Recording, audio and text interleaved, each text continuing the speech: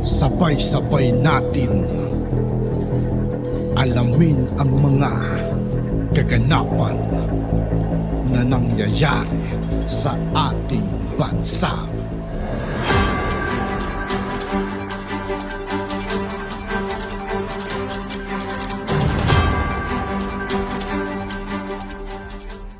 Yo, what's up mga kaibigan? This is I2K po again.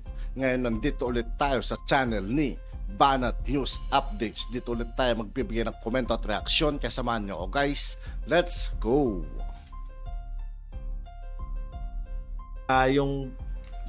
Bakit hindi po natuloy, nagpaliwanag po si bakit po na-suspend itong gobernador. Nagpaliwanag po gobernador ng Davao del Norte.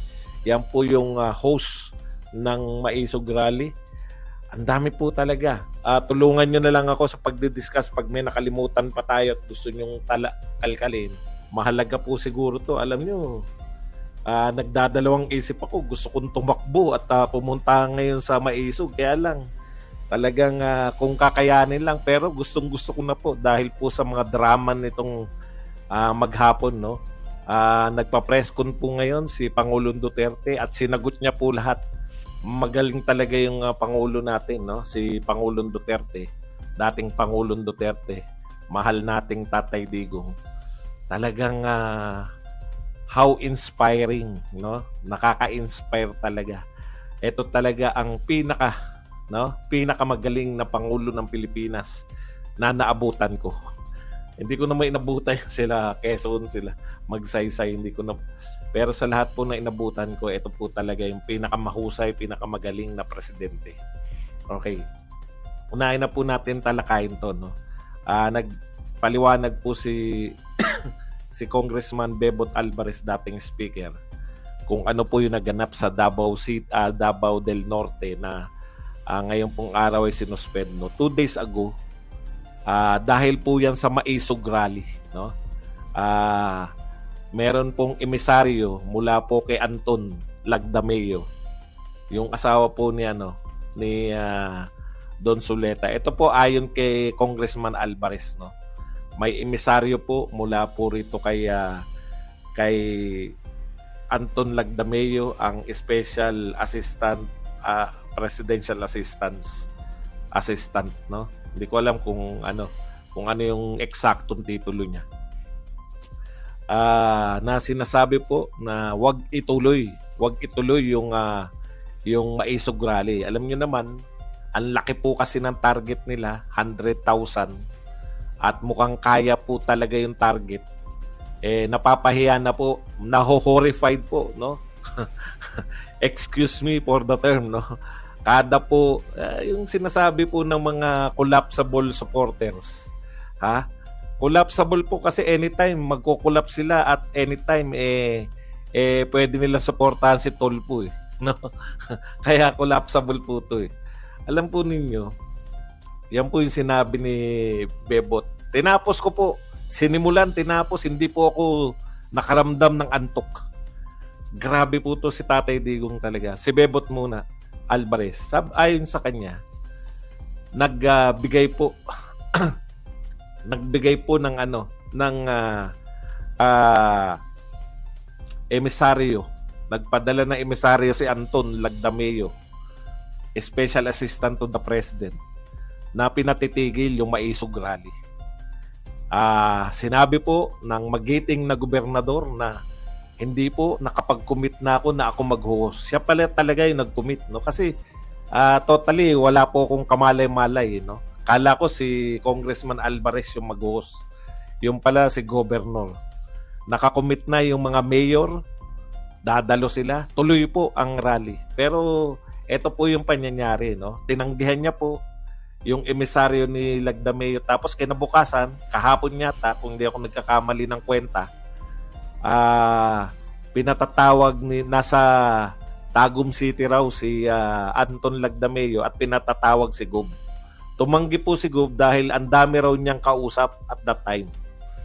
Ngayon po, so pinersonal na siya kasi ayaw, hindi napapayag, no? Hindi napapayag yung itigil yung Maisog Rally. Pinersonal na siya, nagpunta ron at hindi niya sinipot. So ayon po kay Congressman Alvarez, bigla pong ngayon pong araw na to, inorderan na po ang naibakante na dahil sinususpindi.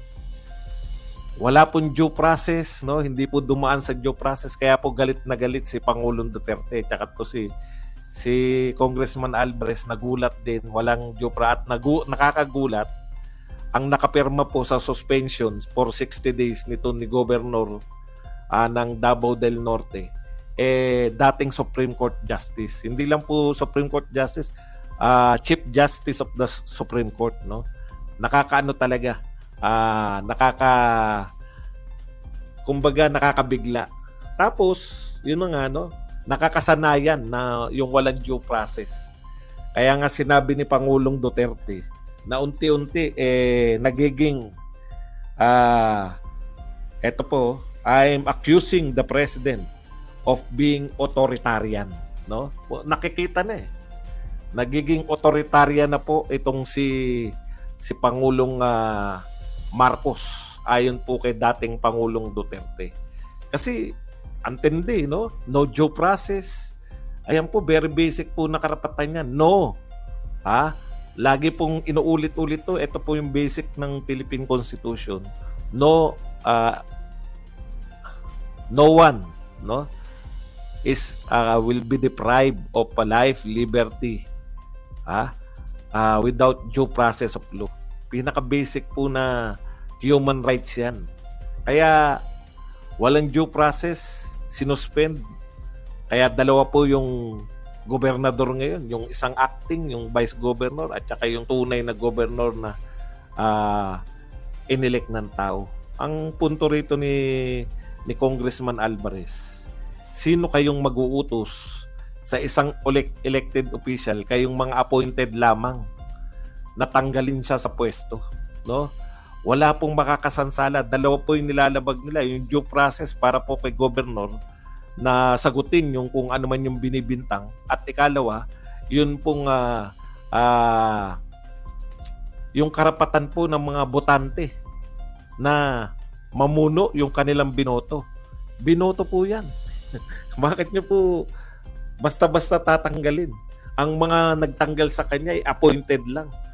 Magkaiba po yun. Yan po yung pinapaliwanag. Kaya galit na galit po si Pangulong Duterte, at grabe po ang akusasyon niya rito kay Lagdameo. Mamaya na po tayo ron sa para isantot lang po. Okay.